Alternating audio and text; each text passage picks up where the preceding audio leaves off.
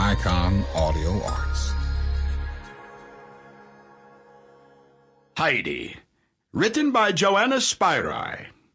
Narrated by Geoffrey Giuliano and the Icon Players.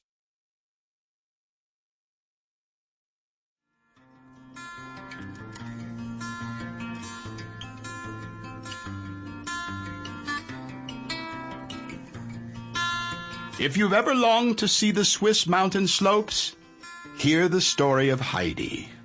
This tale transports the listener from the fine air and freedom of the mountaintop to the confines of Frankfurt, back to the peaks again, bounding in flowered fields with goats at your heels and sky utterly surrounding you. We meet Heidi when she is just 5, led up the mountain by her aunt, who has raised the orphan but must now leave for a position in Frankfurt. In a lovely mountain cottage overlooking the valley is Heidi's grandfather, and there with him the girl's sweet, free nature expands with the vista. The author's voice is straightforward, and so is the listener's. With the child's wonder, devotion, and sometimes humorous good intentions. When Heidi is taken from the mountains and nearly doesn't make it back again, the most humorous as well as heart-wringing scenes occur. All that she learns during her absence from the mountain, she brings back as seeds which will grow to benefit everyone around her. Chapter 1. Up the mountain to Alm Uncle. From the old and pleasantly situated village of Mayenfeld, a footpath winds through green and shady meadows to the foot of the mountains, which on this side look down from their stern and lofty heights upon the valley below. The land grows gradually wilder as the path ascends, and the climber has not gone far before he begins to inhale the fragrance of the short grass and sturdy mountain plants, for the way is steep and leads directly up to the summits above. On a clear, sunny morning in June, 2 figures might be seen climbing the narrow mountain path. One, a tall, strong-looking girl, the other a child whom she was leading by the hand, and whose little cheeks were so aglow with heat that the crimson color could be seen even through the dark, sunburnt skin.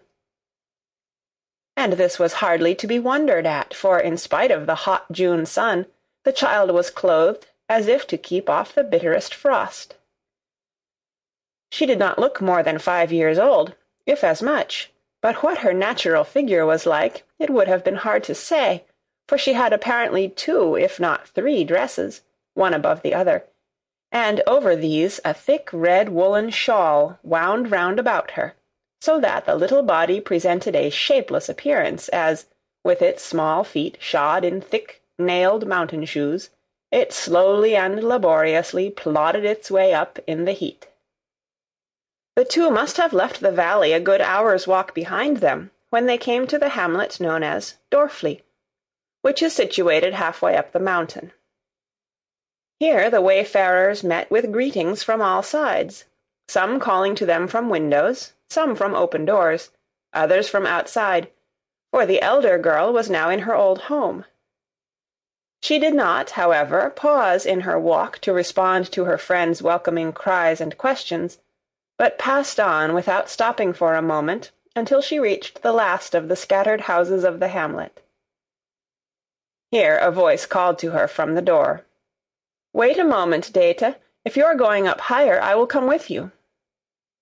The girl thus addressed stood still, and the child immediately let go her hand and seated herself on the ground. "Are you tired, Heidi?" asked her companion.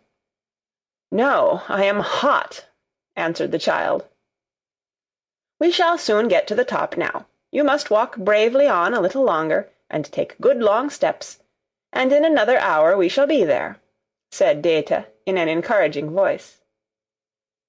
They were now joined by a stout, good-natured-looking woman, who walked on ahead with her old acquaintance, the 2 breaking forth at once into lively conversation about everybody and everything in Dorfli and its surroundings, while the child wandered behind them. "And where are you off to with the child?" Sample complete. Ready to continue?